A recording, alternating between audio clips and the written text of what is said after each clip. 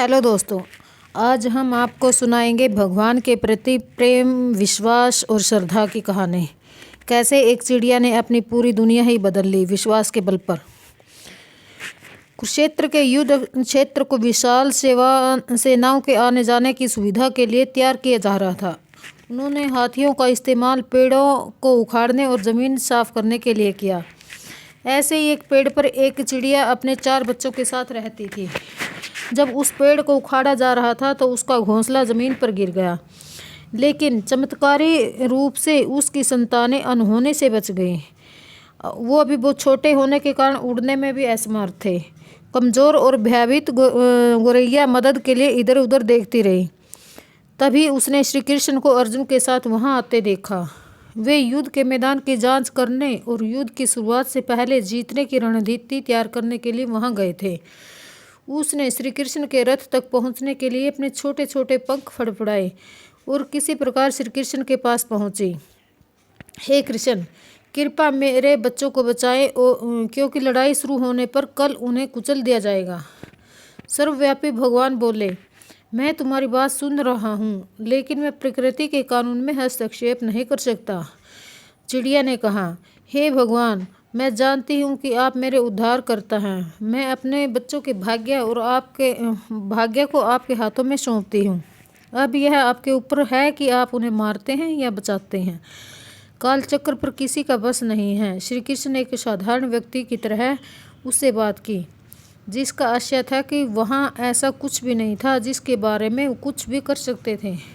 चिड़िया ने विश्वास और श्रद्धा के साथ कहा, प्रभु, आप कैसे और क्या करते हैं वो तो मैं नहीं जानती। आप स्वयं काल के नियंता हैं, यह मुझे पता है।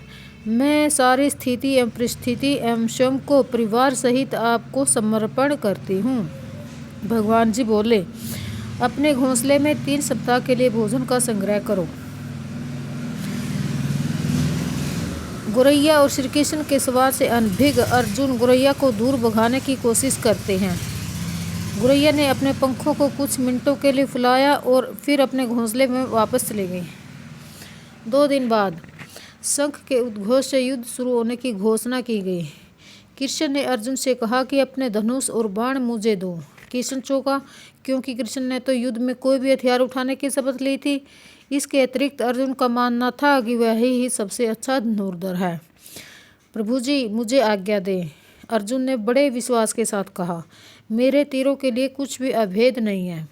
चुपचाप अर्जुन से धनुष लेकर श्री कृष्ण ने एक हाथी को निशाना बनाया, लेकिन हाथी को मार के नीचे गिराने के बजाय तीर हाथी के गले की घंटी से जा टकराया और एक चिंगारी सी उड़ गई। अर्जुन ये देखकर अपनी हंसी नहीं रोक पाया, क्योंकि श्री कृष्ण से एक आसान सा निशाना चूक गया था। अर्जुन ने कहा, क्या मैं प्रयास करूं? उसकी प्रतिक्रिया को नज़रअंदाज करते हुए श्री कृष्ण ने उन्हें धनुष वापस दिया और कहा कि कोई और कार्रवाई की ज़रूरत नहीं है। लेकिन श्री कृष्ण अपने हाथी को क्यों तीर मारा? अर्जुन ने कहा, क्योंकि उस हाथी ने उस गोरैया के आश्रय उसके घोंसले को, जो कि एक पेड़ पर था, उसको गिरा दिया था। कौन सी गोरैया? अर्जुन ने पूछा। इसके अतिरिक्त हाथी तो अभी स्वस्थ और जीवित है, केवल एक घंटी ही टूटकर गिरी है। अर्जुन के सवालों को खारिज करते हुए कृष्ण ने शंख फूंकने का निर्देश दिया। युद्ध शुरू हुआ। अगले 18 दिनों में कई जाने चले गए। अंत में पांडवों की जीत हुई। एक बार फिर श्री कृष्ण अर्जुन को अपने साथ दूर क्षेत्र में भ्रमण करने के लिए ले गए। कई शव अभी भी वहाँ बिखरे पड़े थे, जो अपने अंतिम संस्कार का इंतजार कर रहे थे। जंग का मैदान गंभीर अंगों, सिर, बेजान सीढ़ियों, हाथियों से अटा पड़ा था। कृष्ण एक निश्चित स्थान पर रुके और एक घंटी, जो कि हाथी पर बांधी जाती थी, उसे देखकर विचार करने लगे। अर्जुन, उन्होंने कहा, क्या आप मेरे लिए यह घंटी उठाएंगे और इसे एक तरफ रख देंगे? निर्देश बिल्कुल सरल था, परंतु अर्जुन के समझ में नहीं आया। आखिरकार विशाल मैदान में, जहाँ बहुत सी अन्य चीज़ों को साफ करने की ज़रूरत थी, कृष्ण उस धातु के एक टुकड़े को रास्ते से हटाने के लिए क्यों कहेंगे? उसने प्रश्नवाचक दृष्टि से उनकी ओर देखा। हाँ, यह घंटी, कृष्ण ने दोहराया, यह वह घंटी है जो हाथी की गर्दन पर पड़ी थी, जिस पर मैंने तीर मारा था। अर्जुन बिना किसी और सवाल के भारी घंटी उठाने के लिए नीचे झुका। जैसे ही उन्होंने उसे उठाया, उसकी हमेशा के लिए दुनिया बदल गई। 1 2 3 4 और 5 4 युवा पंछियों और उसके बाद एक चिड़िया उस घंटी के नीचे से निकले।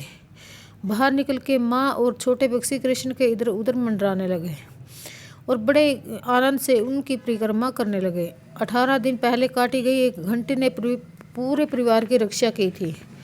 मुझे क्षमा करें श्री कृष्ण जी, अर्जुन ने कहा।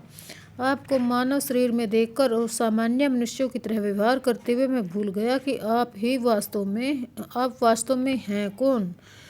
मैं आपको पहचान नहीं पाया, इसलिए मुझे माफ़ कर दीजिए। इसलिए कहते हैं दोस्तों, भगवान जी पर पूरा विश्वास रखो। राधे राधे।